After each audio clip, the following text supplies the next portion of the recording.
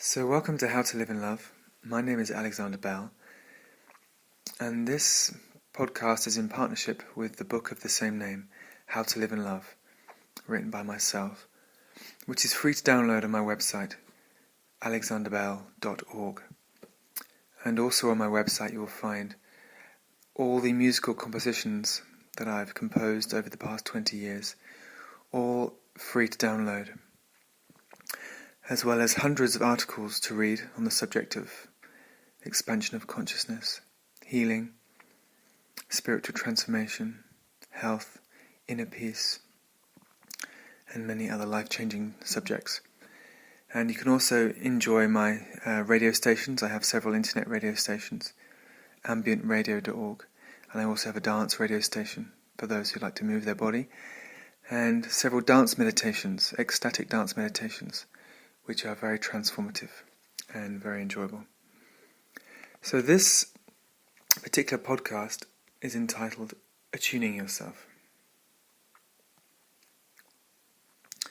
Now, so many things in life detune us from our natural connection to life's positive vibration, which is a loving, peaceful, and subtly joyful one. When we are in balance, open and relaxed, we feel this. We feel positive. We feel harmonious. This is also the effect of spending time in nature. It balances us and restores a sense of well-being, a feeling of positivity. Yet there are many subtle influences in our lives that divert us from this, that take us into subtle disharmony, tension, anxiety and stress. Stimulants and addictive substances such as coffee, alcohol, tobacco, sugar and chocolate all subtly alter our brain-body chemistry and detune us from the more peaceful vibration of our heart, of nature. Nature's vibration is a slower vibration, a slower rhythm, which does not rush, yet it does not stagnate. It is a consistent, steady, yet powerful flow of energy, deeply enriching and creative. Embodying and attuning to this energy is what makes our body truly strong and truly healthy.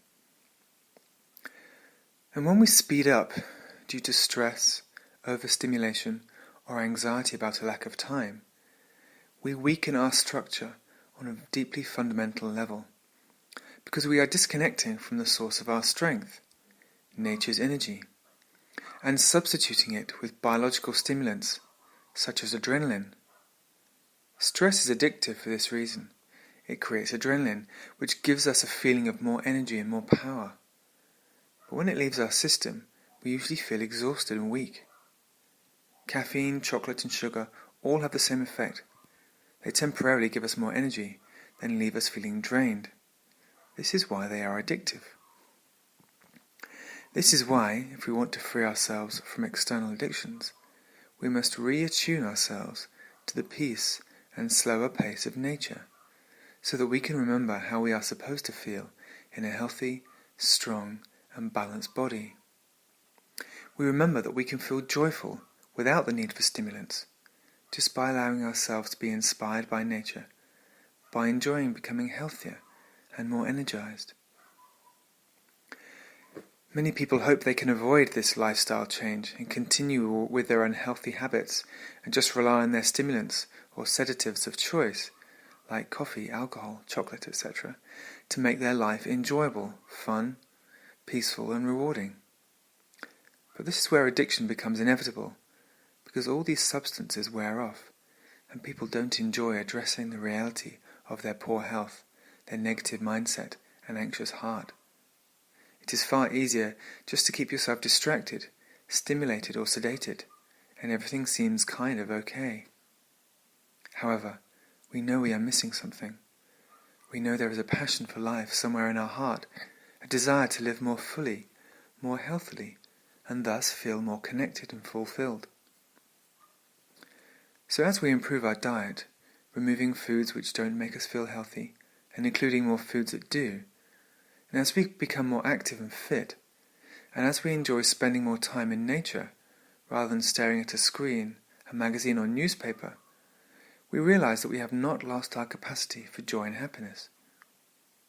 we become aware that we can feel positive and we can feel peaceful just by taking better care of ourselves, by nourishing ourselves properly, and by giving more attention to the simple beauties of life. Now, nourishing ourselves doesn't just mean with food. It means addressing all of your needs. Your need to rest and relax, your need to get enough sleep, your need for laughter and fun, your need for exercise, your need to be in nature, your need to communicate, your need to be around other people, your need for a spiritual focus, your need to give and help others, your need for creativity, your need to discover who you truly are. If you neglect any of these needs, you'll find that part of you suffers to a greater or lesser degree, depending on the importance of the need.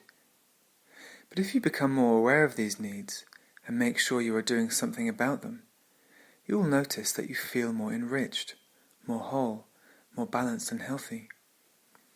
You will feel like you are taking better care of yourself, and as a result, you will feel more love.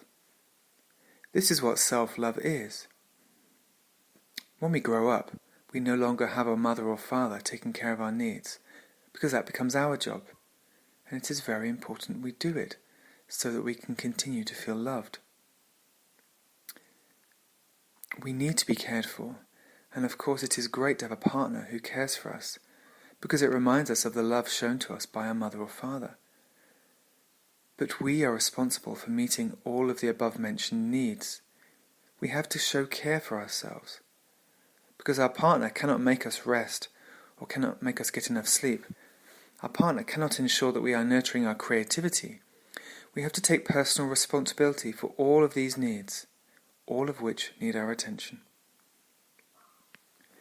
We can kid ourselves that we don't need these things, but there is a voice of wisdom somewhere in our mind or heart which knows that we do.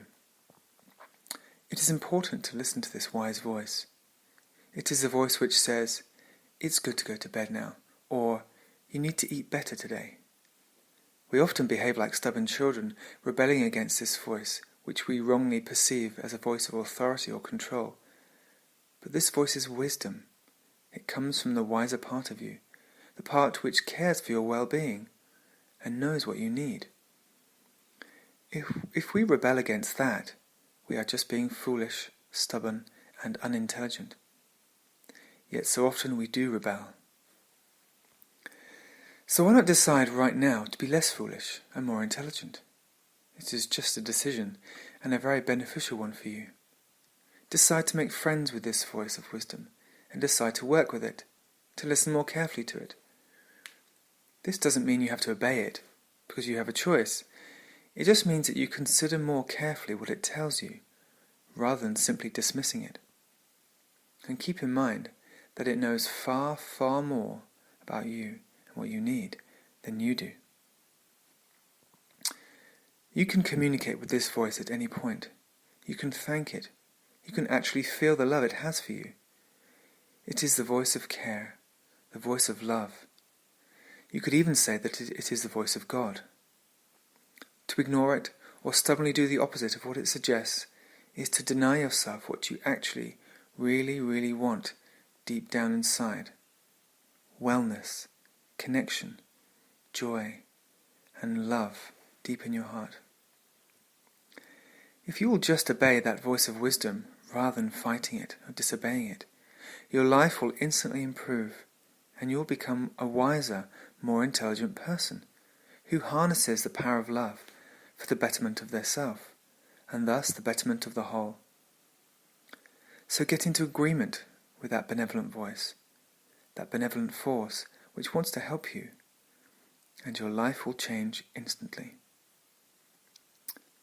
Thank you for listening, and please visit alexanderbell.org to download my free book, How to Live in Love, and all of my free music.